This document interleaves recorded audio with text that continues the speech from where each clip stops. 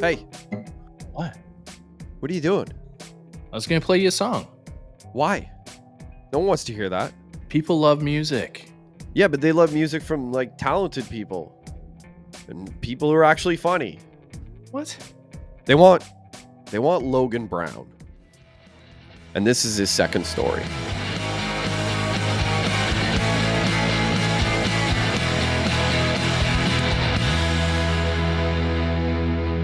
Welcome to Second Story, everybody. I'm Josh Cybulski, author, broadcaster, podcaster, I guess now. President of the Leckie Hate Club. And hey, That's he's true. Leckie. What's up, Corey? Hey. Not much, man. Oh, good. Just cutting right in. Last time you wouldn't even speak when we did an episode. Now you're just cutting right in. It's great. So joining us here today, we've got comedian, all-around good guy, Logan Brown. And he just released a comedy album, Black Man, White Privilege. Yeah. What's going on, Logan? I'm good, man. How you doing? It's been a bit of a hectic day, but, you know, it is what it is. Yeah, it's the life of trying to, work a day job, be a comedian, be a whole bunch of things. At least that's you. That's not me. I'm not funny at all. That's life in the Canadian entertainment business, buddy. Every one of your favorite musicians has still got their day job. I always used to joke that Ottawa is the center of the universe just because I would go anywhere in the world and I would run into people from Ottawa that I knew. I remember I was in Dominican with my wife and we're walking through this resort and somebody just shouts out, Cybulski, and they run up to me and it's a guy I went to high school with. And my wife's like, you got to be kidding me. Like, we are in the Dominican and this is going on. I was like, yeah, that's what it's like being from the Valley. Straight up, dude. I grew up in Kingston, man. So I know that exact same vibe, dude.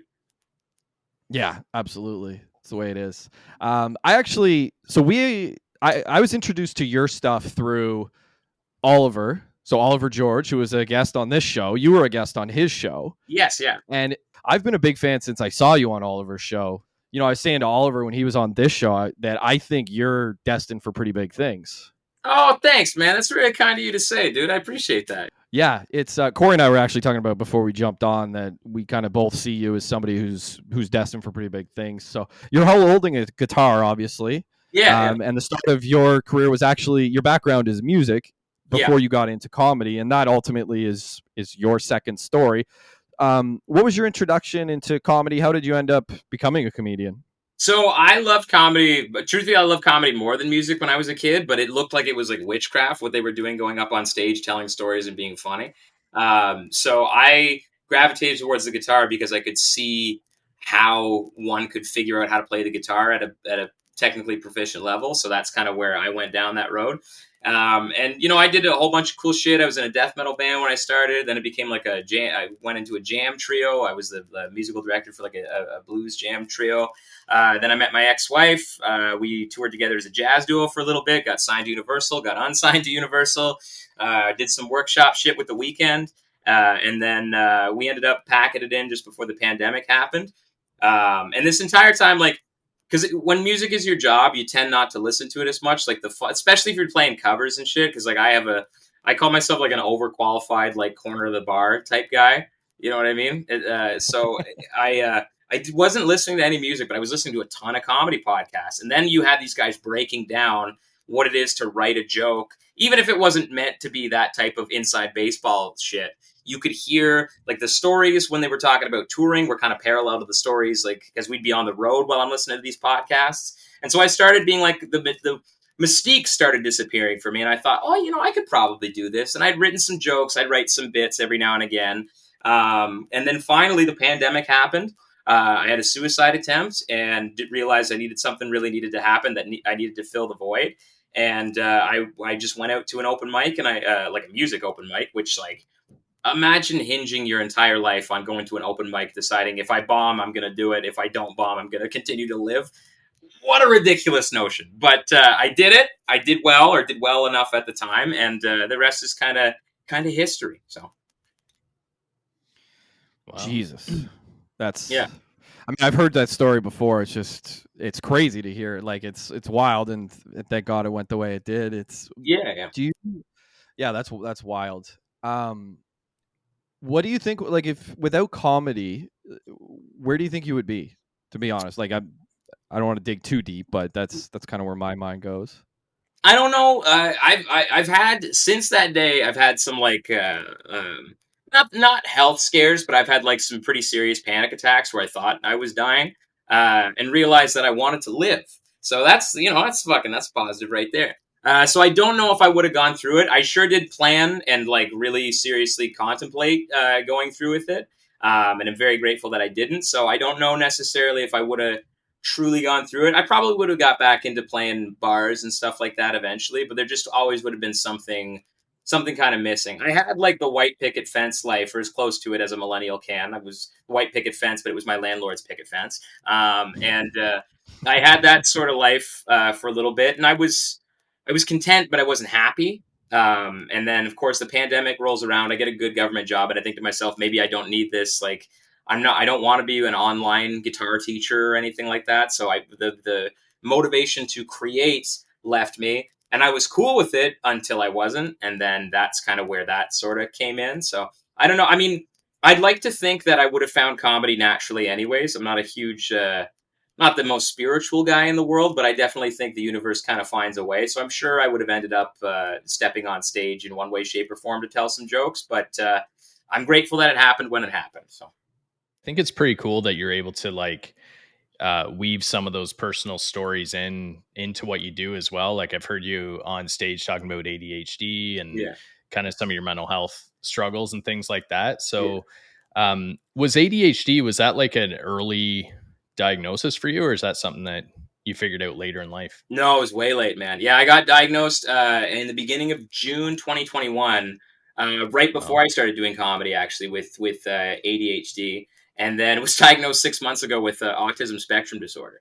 So all of these things are late in life because my dad, I'm sure my dad's got something, but he's just one of those old guys that's just like, oh, it's all they're trying to do is medicate you type of shit. You know what I mean? Which, like, I mean, there's some validity to it to an extent, that mindset to an extent, but not to the extent that he's had. So I always just assumed I was kind of like weird or broken, not that I had any mental health problems or whatever. And then of course I'm coming up to 30 in like two and a half ish years, and so I just wanted to kind of get that shit underway and straightened out. So yeah, I went to my doctor with had seen some signs, was reading some online blogs, watching some TikToks, and I went to my doctor and wanted to pursue that, and he was all for it and helped me out. And yeah, it's great. Do have an Adderall prescription, which for better or for worse, definitely helps me focus and harness some of the manic energy that I've got. But yeah, it's a lifelong struggle, and I didn't realize it was a lifelong struggle until less than 3 years ago. So Yeah, and probably looking back on it, right? You're looking back on some of the things from your past or something, and maybe it started clicking for you. yeah, man, I had all the telltale signs of like he's a strong student, he's graduating with honors, he's really good at this subject, really good at this subject. He's creative, but he's like analytical, like all this stuff that makes you a great student, and then you leave school and you feel like a waste of talent. You know what I mean? I didn't have that too much because I left school immediately to start gigging. So there was always an outlet, and I never had this situation of like searching for my purpose necessarily.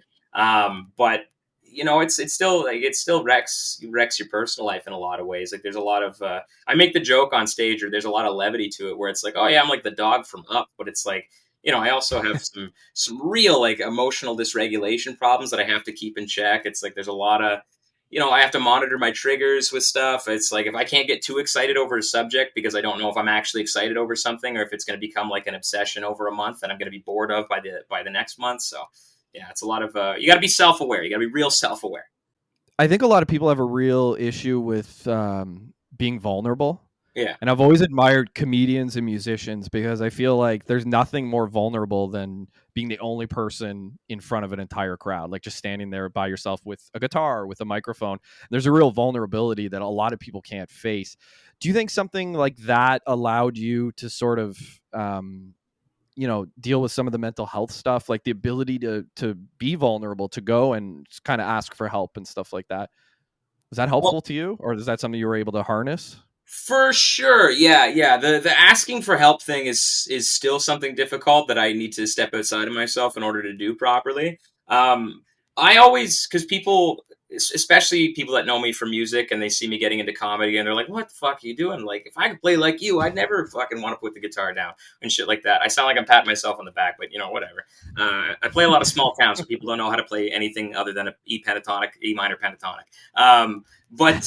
So for me, I don't look at myself as like a musician or a comedian. I look at myself as like an entertainer, and these are just the things that I've gravitated towards as a conduit for that. So it's like my motivation to get on stage is because I love the spotlight.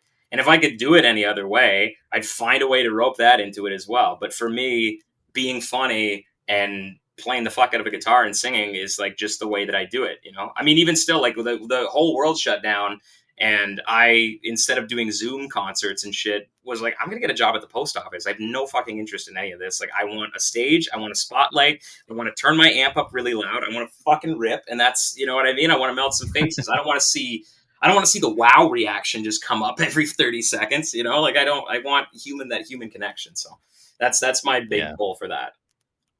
You didn't know how to juggle chainsaws, so that was the route you went, eh? Yeah, exactly, dude. I don't know. I'm the black half of me did not give me the gift of the dance. So like I didn't want to do any of the TikTok fucking nays and shit. So I went right into delivering people's mail in Lanark, Ontario. So yeah.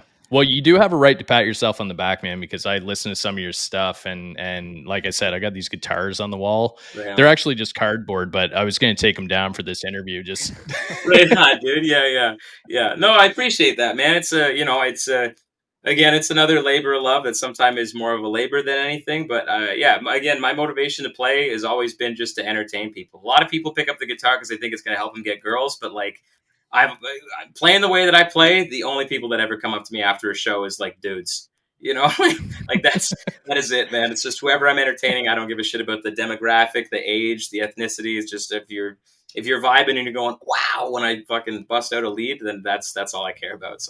So I've seen you play guitar too. You're excellent. I was comparing you to Howie Day before we came on. I don't know if you know who Howie Day is, but no, I've never heard. He was a singer-songwriter probably 25 years ago.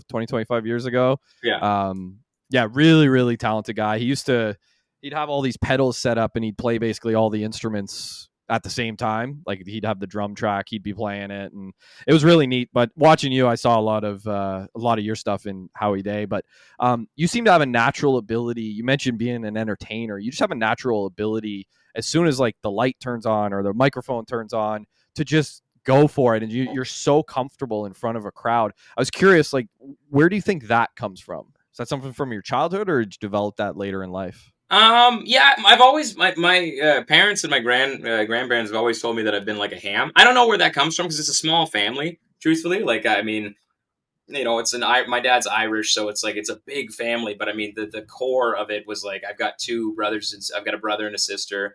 It's a family of 5. I had 2 sets of grandparents like everybody else, so it's like I don't know where that desire and need to stand out. Because I mean, even when I was a kid, I used to like make up stories about shit that didn't even happen. I was writing bits before I knew I was writing bits. Back in the day, it was just called lying, and that's what I did. I always just wanted to have a great life. Like I just wanted a really interesting life of like doing stuff. Like both my parents,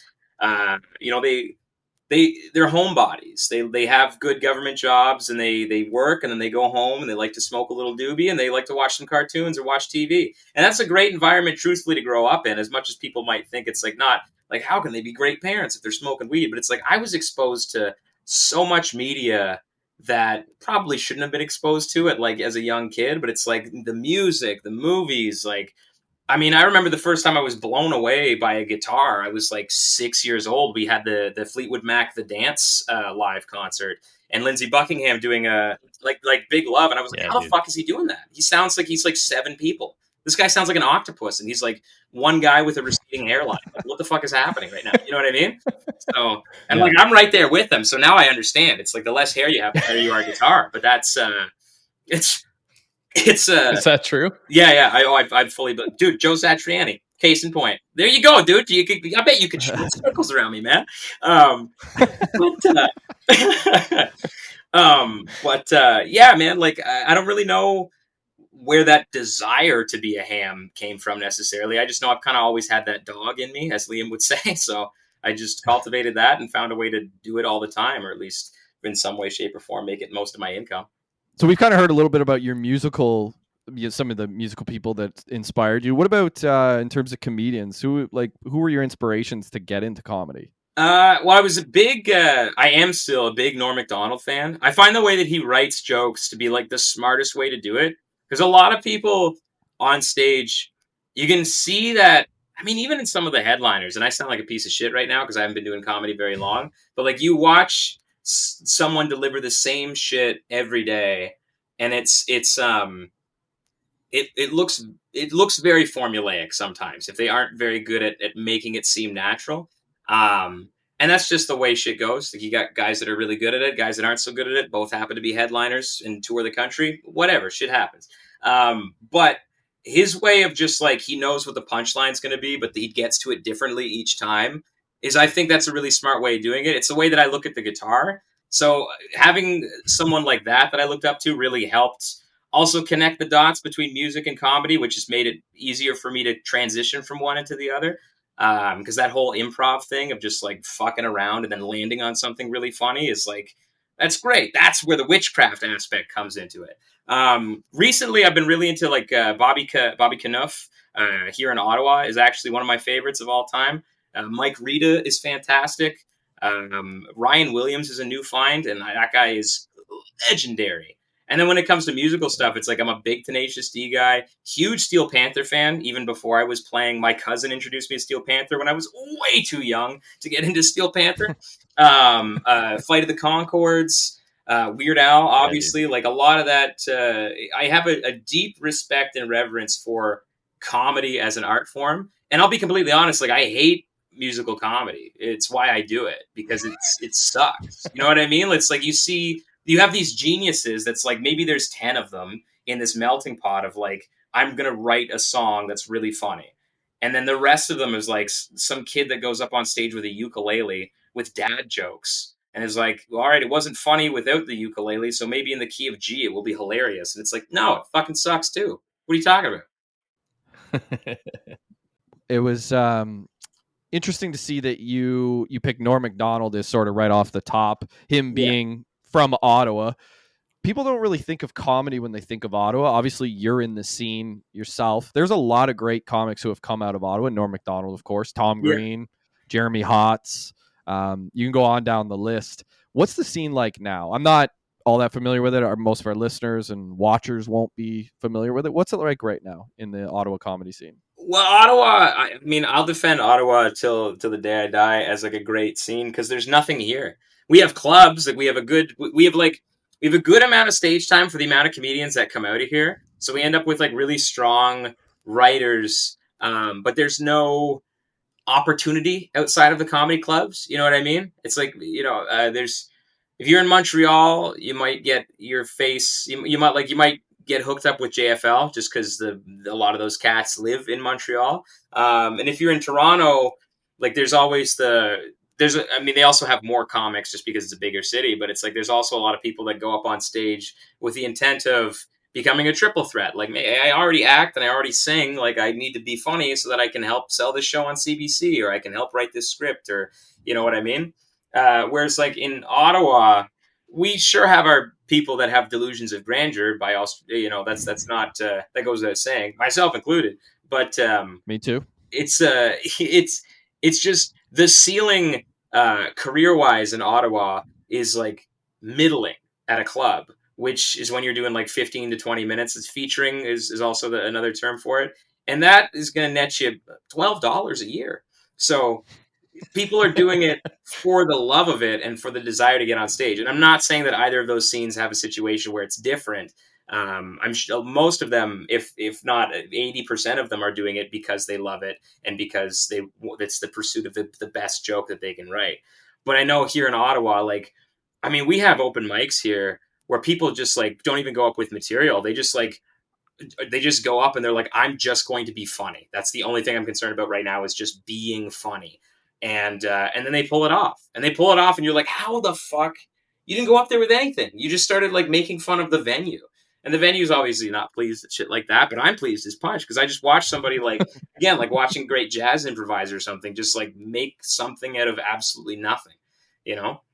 And it's really cool to watch, and it's a testament to how strong the scene can be when it's firing on all cylinders. I mean, I'm sure it's the same thing with like going down to LA. Most people that live in LA aren't from LA, and they go down there chasing that dream of being someone that's going to be successful. So you can smell it on them the second they go on stage. You know what I mean? You can smell that desperation of like, I hope somebody in the audience can take me further.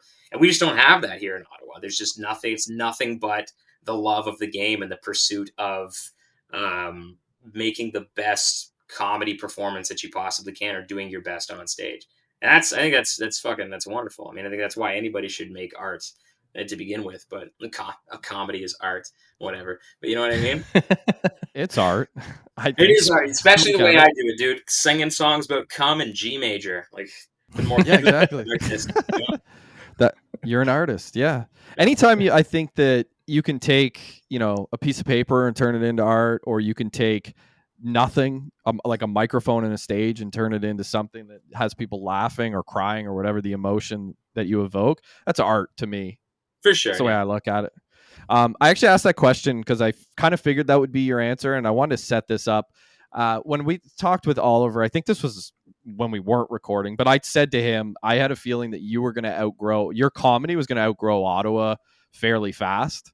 Okay. And I wondered, like, if he had ever talked to you about where you saw your career going, and he didn't really have an answer for it. And I'm curious, I'm going to ask it here. Where do you see your career going in comedy? Geographically, I don't really care. I mean, with the advancement of the internet, I mean, I can't do spots online. I mean, you can, but I'm not going to. Like, I don't give a shit about VR comedy. I don't give a shit about any of that, you know.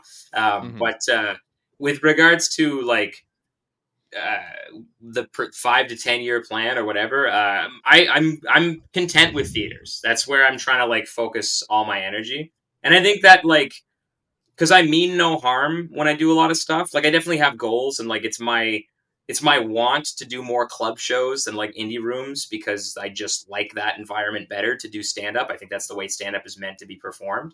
And it's but I don't, when I go to clubs or when I meet club owners, they don't sense that like, at least I think, I hope that I project it, that there's no desperation where it's like, please, sir, just give me 8 minutes. I promise I'm gonna do really well. It's like, you can, but my goal, like I have a comedy band. Like my goal at the end of my career, like when my career has hit its peak, and then I have to reevaluate and think of what the next 5 to 10 years are going to look like, is my band goes on the road and we play a whole bunch of theaters. So as much as I love the comedy clubs and love doing stand up in the clubs as a way to hone what is funny with my songs, I can't bring a band. I can't bring a three piece into absolute comedy. First, Jason would shoot me. He's fucking like, there would be a sniper with like a arrow or something going through my neck. Like, so I am already thinking like beyond that, and I think these guys can sense it, so that I end up getting a lot of work with regards to that. But yeah. Anyways, long answer short. I want to take a band on the road. It's called Logan Brown and the Daddies. And we're going to do theaters and shit. I want to start doing like soft, like 300 person theaters and shit, maybe next year, early 2025. And then just, see where that goes. Continue to plug away.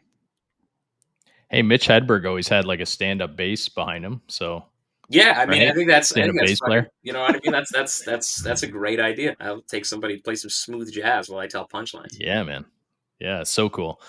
You talked about the LA scene, just going back, you talked about the LA scene a little bit. What do you think of kind of like the ecosystem that those guys are creating out there, where they can sort of bypass the studios or like, the Just for Laughs and things like that? Like they've kind of created this ecosystem where they can do pretty much whatever they want.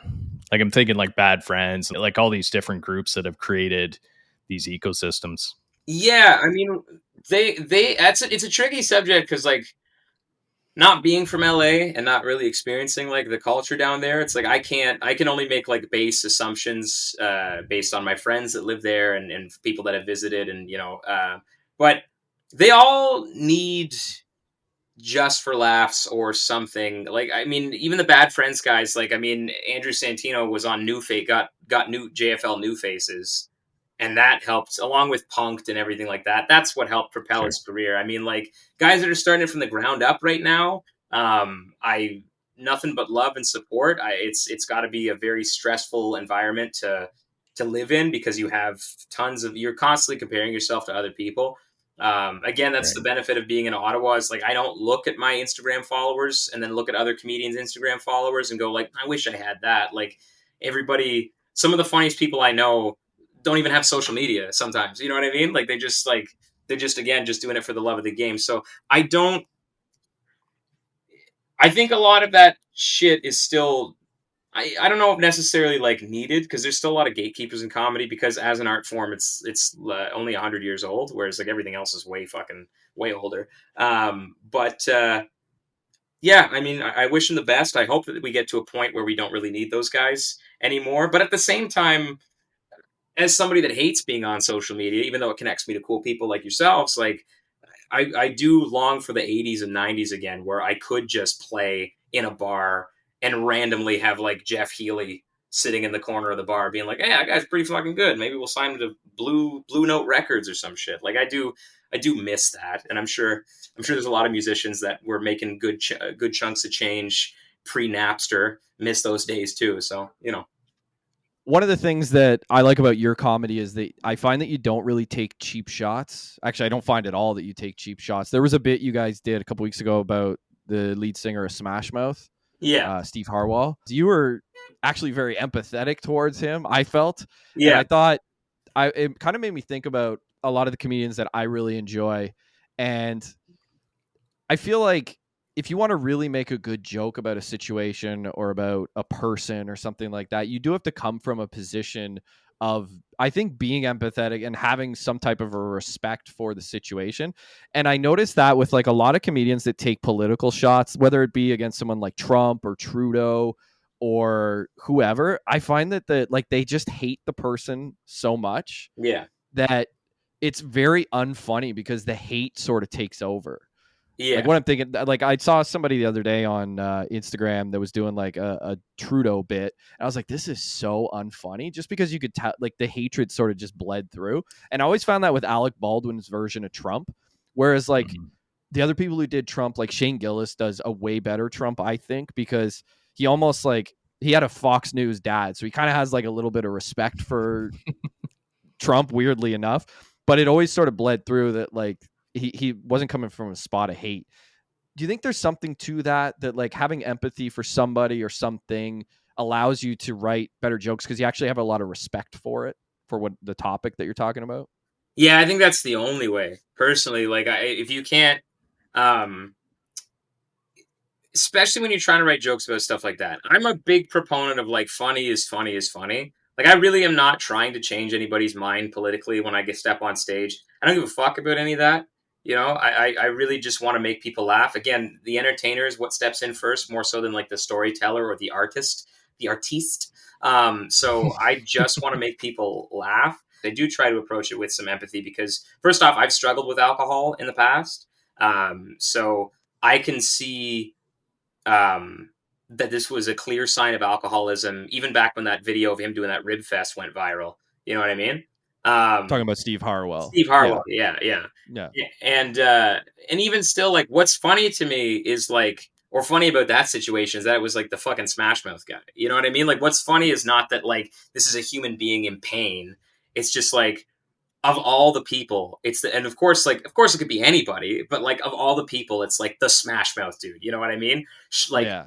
we had, Shrek comes out, All Star becomes this meme song. The Shrek is Love, Shrek is Life meme comes out. And then All Star gets propelled even further, like even beyond being in the number one Pixar movie or Disney Pixar movie at the time. It gets propelled even Yeah. further because the internet culture takes it and runs with it. And then you have the Smash Mouth guy like trying to fight people on stage. Like, that's what's funny. The guy suffering is not what's funny. And I think those No. wires kind of get crossed. But I want to make sure that the funny is like as little as possible, like, about how much of how in pain this person was. Like, what was really funny to me was like after he died, his band roasting him. You know what I mean? Like in their fucking post, they were just like, "Yeah, his musical ability wasn't the strongest, but boy, oh boy, did he burn like a bright star." And I'm like, "That's so fucking funny." Like this is like the dude is 6 feet under, and they're just like, "Yeah, he was kind of a piece of shit, wasn't he?" It's like, fuck me, dude. Like I can't catch a break even in the grave, you know? Yeah. It was something about like he was like something about his talent was limited or something like Yeah, that. yeah, I yeah. remember I was reading it like, too. holy. Yeah. But I guess Jesus. they had like a history of like they loved to roast each other. Like that was a big thing in the band and how they would show love and camaraderie. Is they would just roast each other. So they were just continuing that on, posthumously. But it's like Jesus, like kick a man when he's down. Like he couldn't be any further down. You know what I mean? Like the man is literally underground right now, and you're like fucking he was kind of shit, but he had a great stage presence, didn't he? Like, all right. Yeah. Aren't you guys glad you don't have to see that fucking soul patch anymore? It's like, holy shit. Like, what are you... Wow. You know what's funny is like that whole thing is such a like I don't know that women do that to each other where they kind of roast each other, but like men, that's something that I don't think is ever gonna go away. Like Yeah. boys roasting each other. Corey and I roast each other all day, every day, just about. He tells me I can't read. I tell him he doesn't have hair. We do it in much more clever ways than that, but it's the thing that we do. And I do it with every single one of my friends. But a lot of people, if you're outside of it, you kind of look at it and go, wow, these guys really have a disdain for one another, but you don't. It's almost like the way that we show love. Yeah, absolutely. I mean, I grew up in a household of people getting roasted all the time. I mean, my dad's so quick with just like shitting on my mom, and my mom will give it right back to him, and then we'll fucking pile on my sister, and my brother will get involved. Like it's all in good love. So it's a way that I appreciate and show love. There's got to be good boundary setting in there as well. Not everybody, sometimes you've had 2 hours of sleep and you don't really want to hear somebody call you bitch tits, but it is what it is. You're just trying to roll with the punches and make sure that your ego leaves the room when you go home. I roasted my dad at his eulogy. Oh yeah, it wasn't really a eulogy. It was you talk about time and place. It was I basically started it. Like someone was like, "Oh, don't you want to go say something about your dad?" I'm like, "Oh boy, do I!" Yeah, I went up there and I was just like, "Man, my dad was so cheap," and I just went into like 5-minute bit about how cheap he was, and I mean, it killed. But afterwards, mom was like, "You probably should have said some nice things too." And I was like, "That was the nice thing." Yeah.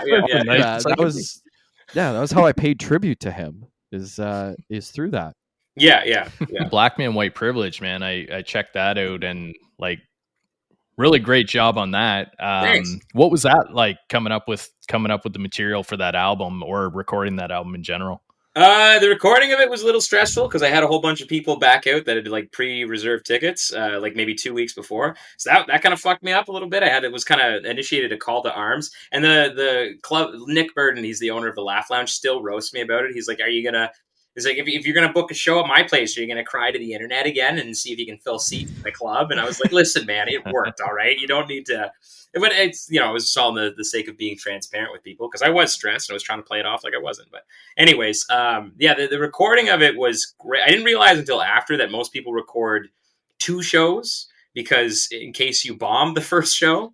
And I was just like, no, it's going to be 1 show, and didn't even come into my mind whatsoever. The writing of the material is like writing comedy songs is actually like pretty easy, or for me at least, because I look at it musically first. Like that's kind of the way that I think it's supposed to be done, which is why I have such a disdain for most musical comedians. Is like if you think about your song as like how many jokes can I cram into this, and then it just so happens that it's in the key of B flat, then you're left with that piss poor like okay, these are all jokes that could have been said without the guitar. He just happens to be rhyming them, and then using the rhyme as a way to elevate the comedy, which is like, that's fine, like whatever.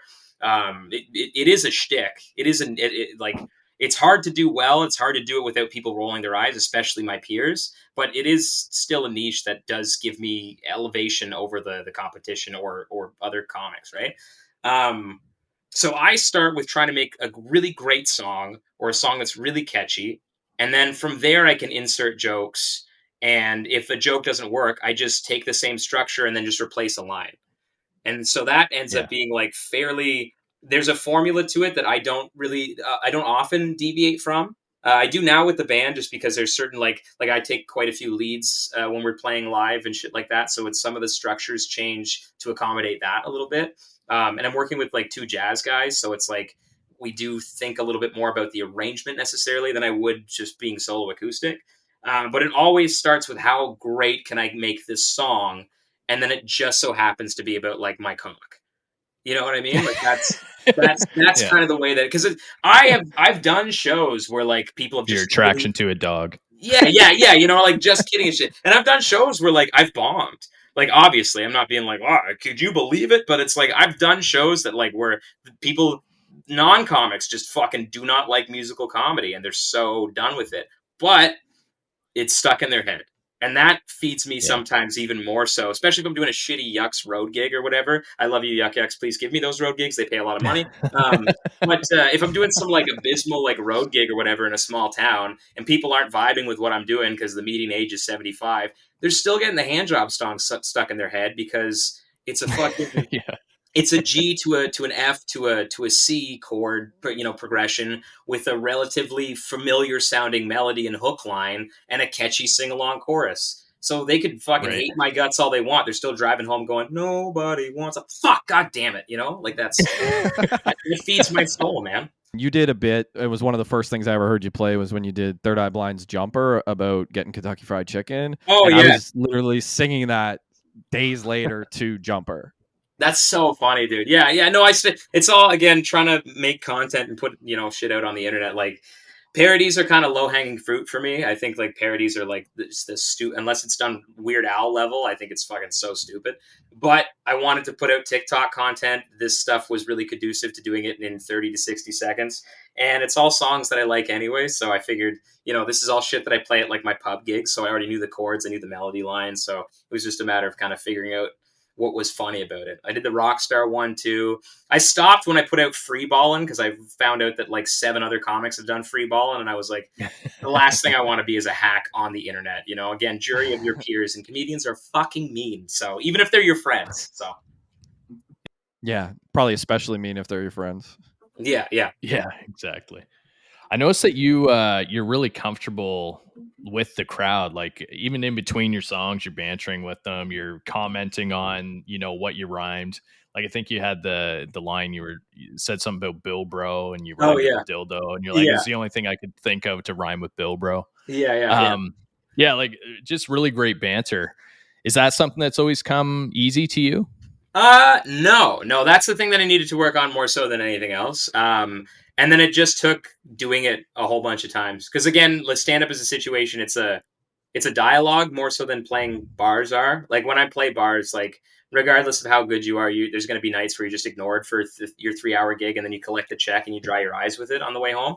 But with this, I really needed to learn how to like have a dialogue with an audience, get sharper when thinking of jokes. And I'm still not. I wouldn't consider myself like the best at it, but it's something that it's an expert in all, master of none situation where I continue to throw it in and continue to flex that muscle, equate it as best as I can to music so my brain can understand it better. And I have an easier time wrapping my head around it and not just being like, well, you just go up there and make stuff up. It's like, no, sometimes you have a skeleton. Like the banter in between songs is written, relatively stays the same. I always find an old guy that I can go, when I make the Viagra joke, I go, didn't mean to talk to you, sir. Like that always stays the same. But what can come out of it is like somebody saying something back to me, and then that's where the improv kicks in, and then I can riff with that.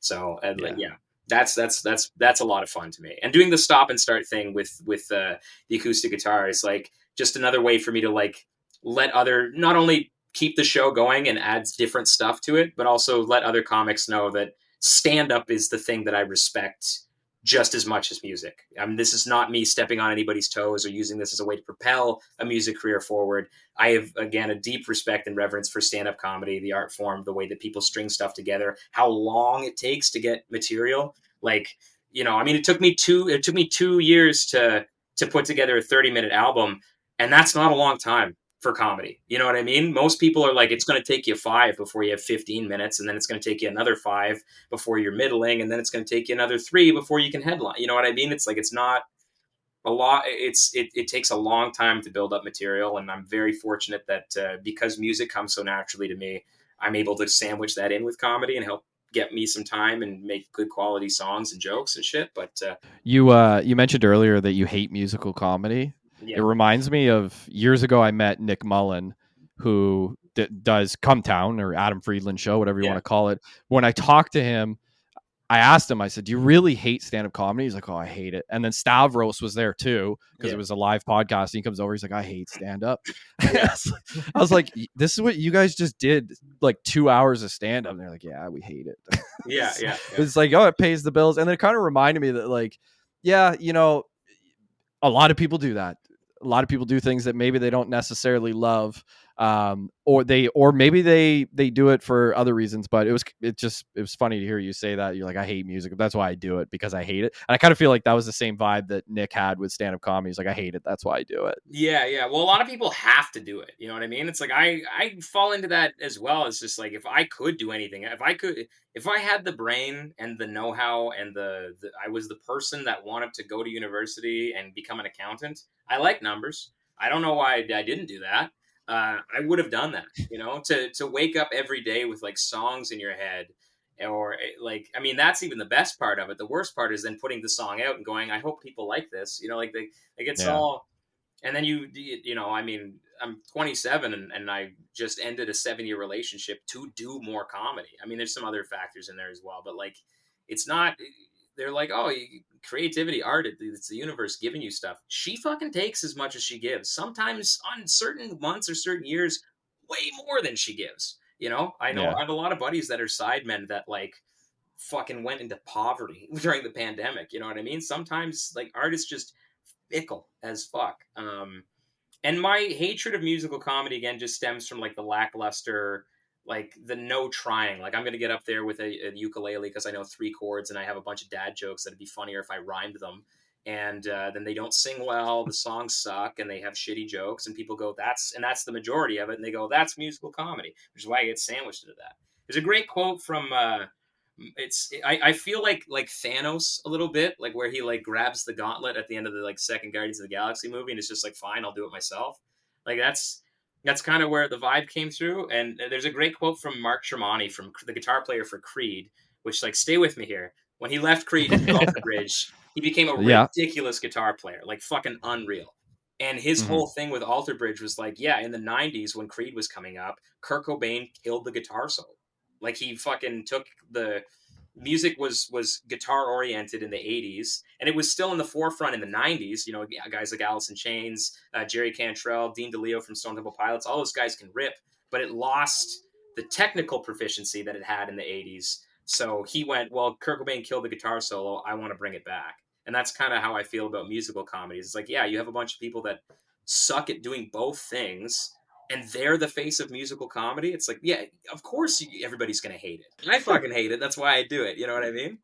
There's something. Corey's a creative person. I'm a creative person. You obviously are too. We all at one point walked away from it and tried to just not be creative, and none of us could succeed. And I think there's something that's inherent in people who are creative that they It's can't. that Godfather shit, man. Every time I try to get out, they It pull me is. back in. You know what I mean? Like it's like I've several times, man, and it's like, and it's, I wish I was content doing all facets of creativity. You know what I mean? If it was just about being creative, I could have taught. I could have started a YouTube channel and then had the Canada Post on the side or whatever. But no, it's, I like Yeah. doing my thing. I can be a side man. I've done side man work before, but it's like halfway through the gig, I start thinking, fuck, it'd be really nice to.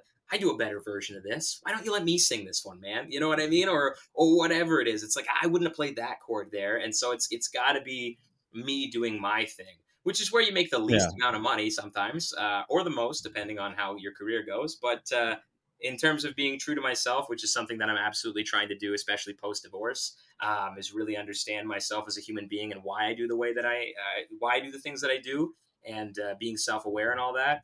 It's I can't sacrifice doing my thing and being honest in order to make a little bit more money or play the guitar more professionally. Like, yeah, the Yeah. 5, 6 hours that I'm at my day job, I would much rather have my guitar in my hand, or my penis. But for Hey, we're just being real. We're just being honest here on Second Story Podcast. But I got to do what I got to do in order to make sure that what I'm doing is something that I absolutely want to do, and that's just that's how I try to live my life now, and how I've been trying to do it for the last little bit. Yeah. Nice. So we're almost out of time here. I'll ask if there's one thing that you had to tell people you took away from this podcast. What would you say it was? Listen, all right. You want to watch Second Story Podcast, all right? The world is going to shit. It's not filled with honest people anymore. A good place where you can go to unfiltered honesty, great interviews, a good time. Two white guys, all right? Two white guys in their studios. They're going to give you the best unfiltered shit. They're going to say some fucked up stuff, probably. I don't know. But in the long run, this is where you're going to learn the best. You're going to learn the most about your influences, the most about the local celebrities, local heroes. And you're going to have a great time. You're going to be surrounded a couple of handsome dudes, a couple of handsome Caucasian brothers. You know what I'm saying? That's my takeaway from Second Story. That's perfect. Yeah.